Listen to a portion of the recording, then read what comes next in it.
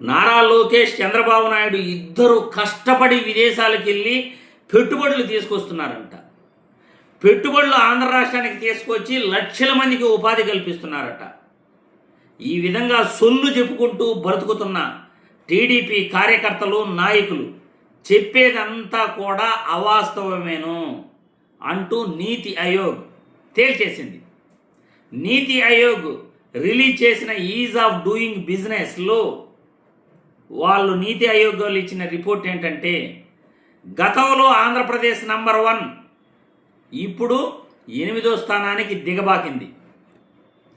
గత వైసీపీ ప్రభుత్వంలో వరుసగా నంబర్ 1 పొజిషన్లో 4 సంవత్సరాలు ఉండింది వైసీపీ ప్రభుత్వంలో ఈజ్ ఆఫ్ డూయింగ్ బిజినెస్లో, పెట్టుబడులు తీసుకురావటంలో. ఈరోజు 8వ పొజిషన్కి వెళ్ళిపోయింది. మరి చంద్రబాబు నాయుడు, లోకేష్ బాబు విదేశాలకు వెళ్ళి ఏమి కష్టపడి పెట్టుబడులు తీస్తున్నారు? వీళ్ళు లక్షల కోట్లు పెట్టి ప్రకటనలు ఇస్తూ, జాతీయ ఛానళ్ళలో ప్రకటనలు ఇస్తూ మేము పెట్టుబడులు తెచ్చేస్తున్నాం అని ఊదర కొడుతూ ప్రజల్ని ఎందుకు నమ్మబలిగిస్తున్నారు? నీతి ఆయోగ్ ఇచ్చిన రిపోర్టు ప్రకారం సోషల్ మీడియాలో ఒక వీడియో వైరల్ అవుతూ ఉంది.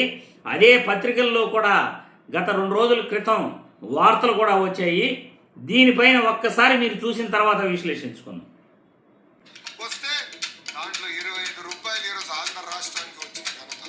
సో దేశం మొత్తానికి వస్తున్న ప్రతి రూపాయి పెట్టుబడిలో పావల వాట ఆంధ్రప్రదేశ్కి వస్తుంది.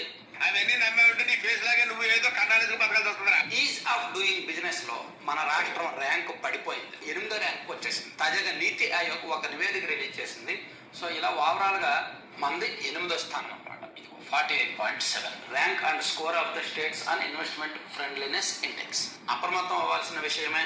సో ఇల్లు పెట్టుబడులు వస్తున్నాయి. సిఐఏ సదస్సులో 13 లక్షల కోట్ల పెట్టుబడులు అని చెప్పి కూటమి ప్రభుత్వం యాడ్లు ఇచ్చుకున్నారు, ఒప్పందాలు చేసుకున్నారు. తీరా చూస్తే నీతి ఆయోగ్ ర్యాంకుల్లో బాగా వెలుగుపడ్డాం. నాడు నెంబర్ 1, నేడు నెంబర్ 8. ఇది కరెక్టే. ఫస్ట్ నుంచి కూడా మనం నెంబర్ 1. 2019లో నెంబర్ 1, 2020లో నెంబర్ 1, 2022లో నెంబర్ 1. మధ్యలో వైసీపీ ఉన్నప్పుడు ఒక్కసారి మాత్రమే 10th కో 11th కో పడిపోయారు. మళ్ళీ 2022లో ఫస్ట్ ర్యాంకు, 2023లో ఫస్ట్ ర్యాంకు. సో ఇప్పుడు మళ్ళీ 8th ర్యాంకు వెళ్ళిపోయారు.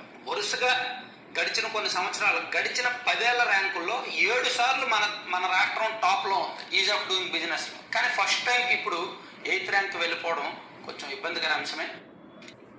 చూసారుగా, తెలుగుదేశం పార్టీ సోషల్ మీడియా జర్నలిస్టే ఈ విధంగా చెప్తున్నారంటే ఈ కూటమి ప్రభుత్వ పరిపాలన సొల్లు చెప్పుకోవటంలో వీళ్ళు ఎంత ముందున్నారు, ప్రజల్ని నమ్మించడంలో ఏ విధంగా వీళ్ళు సెల్ఫ్ డబ్బా కొట్టుకుంటున్నారు అనేది మీరందరూ కూడా అర్థం చేసుకోవాలి.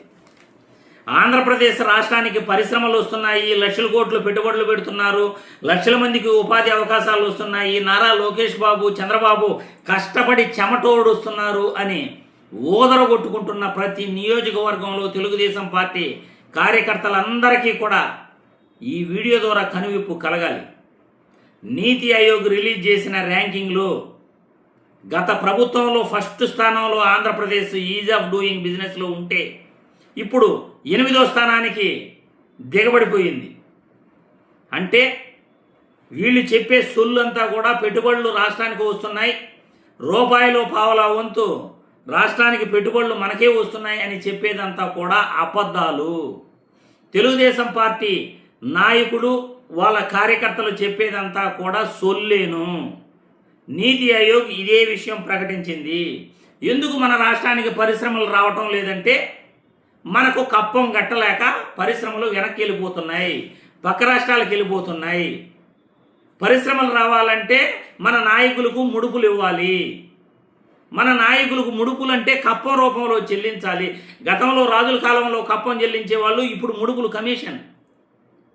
నేను ఇన్ని ఎకరాలు నీకు ల్యాండ్ ఇస్తాను, ఇన్ని ప్రోత్సాహకాలు ఇస్తాను, నాకెంత ఇస్తావు?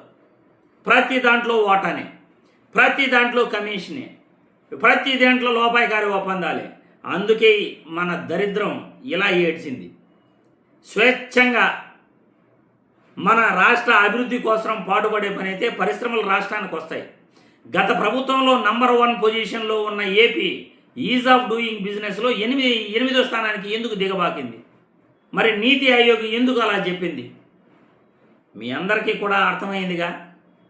ఈ కూటమి ప్రభుత్వంలో చంద్రబాబు నాయుడు, నారా లోకేష్ విదేశాలకు వెళ్ళి పొడిచింది ఏమీ లేదు, ఎరగదీసింది ఏమీ లేదు, పెట్టుబడులు వచ్చింది ఏమీ లేదు, ఉద్యోగాలు వచ్చి సచ్చింది ఏమీ లేదు, అంతా అబద్ధాలే చెప్తున్నారు.